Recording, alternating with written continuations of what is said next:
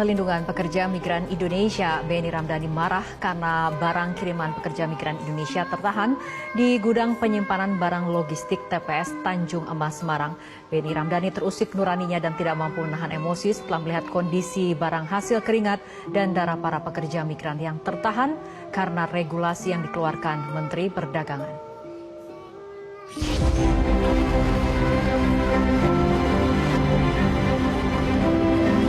Kepala Badan Pelindungan Pekerja Migran Indonesia, Beni Ramdhani tiba di gudang kawasan Jalan Kapten Laut Wiranto Bandar Harjo, Semarang Utara yang menjadi tempat penyimpanan barang kiriman milik pekerja migran yang tertahan di Semarang. Di gudang ini, Beni Ramdhani dengan didampingi Dirjen Bea dan Cukai Kementerian Keuangan Askolani melihat langsung kondisi barang kiriman yang tertumpuk di gudang. Sebagian besar barang merupakan pakaian dan makanan yang dikirim untuk keluarga para pekerja migran di kampung halaman. Barang-barang kiriman pekerja migran dari luar negeri ini tertahan karena terkendala adanya Peraturan Menteri Perdagangan Permendak Nomor 36 Tahun 2023 tentang kebijakan dan pengaturan impor. Aturan ini dianggap tidak berpihak dan mengorbankan pekerja migran Indonesia dan keluarganya. Bahkan aturan Permendak Nomor 36 Tahun 2023 itu juga telah menimbulkan dampak luar biasa kepada bea cukai dan perusahaan jasa titipan. Karena aturan itu, bea cukai dan para perusahaan penitipan barang harus dengan terpaksa membongkar dan memeriksa setiap barang milik pekerja migran Indonesia untuk memastikan jenis dan jumlah barang yang masuk sesuai yang diatur Permendak Nomor 36 Tahun 2023. Hal inilah yang kemudian mengakibatkan terjadinya penumpukan barang-barang milik pekerja migran Indonesia di gudang-gudang penampungan barang milik perusahaan jasa titipan yang berada di kawasan Pelabuhan Emas, Semarang. Beni Ramdhani mengatakan kondisi ini sangat menyinggung rasa kemanusiaan dan melukai rasa keadilan para pekerja migran Indonesia yang telah berjuang dengan darah dan keringat untuk membelanjakan sebagian gajinya untuk membeli makanan dan barang-barang untuk oleh-oleh keluarga di kampung halamannya. Jelas dengan fakta-fakta yang saya temukan, saya menyampaikan protes keras terhadap peraturan yang dikeluarkan oleh Menteri Perdagangan. Anda bisa bayangkan, PMI ini adalah anak-anak bangsa yang bekerja ke luar negeri membantu pemerintah mengurangi angka pengangguran, satu. Kedua, dari hasil gajinya itu disumbangkan pada negara. Mereka ini penyumbang devisa terbesar kedua pada negara ini setelah sektor migas, 159,6 triliun disumbangkan PMI kepada negara ini. Jadi dolim dan jahat negara ini jika negara mengeluarkan aturan yang menyengsarakan mereka.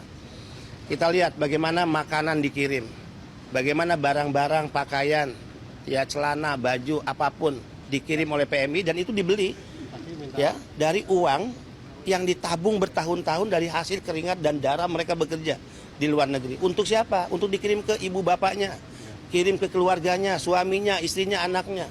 Dan barang-barang itu karena aturan Lartas tertahan.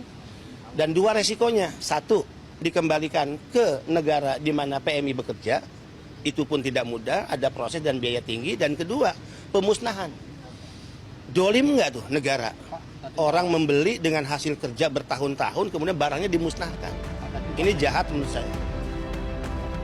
Lebih lanjut, Beni menilai peraturan Menteri Perdagangan sangat menyengsarakan rakyat, khususnya para pekerja migran. Beni menegaskan harusnya pemerintah hadir dengan mengeluarkan kebijakan relaksasi pajak, bukan membatasi jenis dan jumlah barang, baik bawaan dan kiriman dari para pahlawan devisa. Beni Ramdhani akan membawa masalah ini langsung ke Presiden dan Menteri Perdagangan Zulkifli Hasan agar dilakukan revisi Permendak tersebut. Karena semangat Permendak yang diharapkan BP2MI dan juga PMI sebenarnya adalah batas relaksasi pajak atau pembebasan bea masuk barang milik pekerja migran Indonesia dan bukan pembatasan atau larangan terbatas atas barang milik pekerja migran Indonesia. Saya akan melaporkan hasil kunjungan ini langsung kepada Bapak Presiden dan dorongannya adalah untuk dilakukan revisi.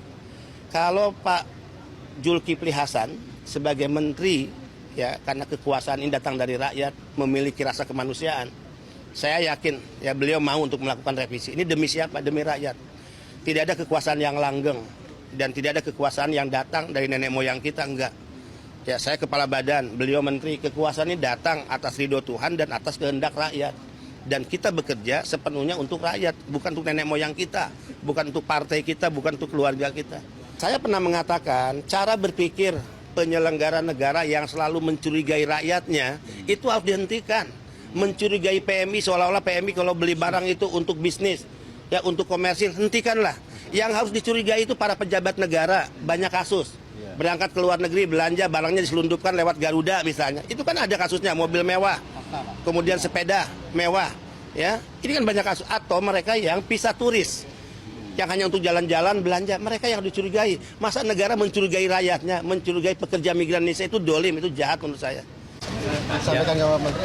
Ya, kita koordinasi sama Pak Menteri, Pak Kepala untuk bisa mensupport apa yang menjadi concern beliau. Ya, terima kasih.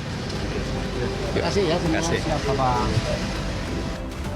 Dari kunjungan kedua gudang penampungan barang di Pelabuhan Tanjung Mas Semarang, masih ada ribuan dus yang berisi barang dan makanan kiriman para pekerja migran Indonesia.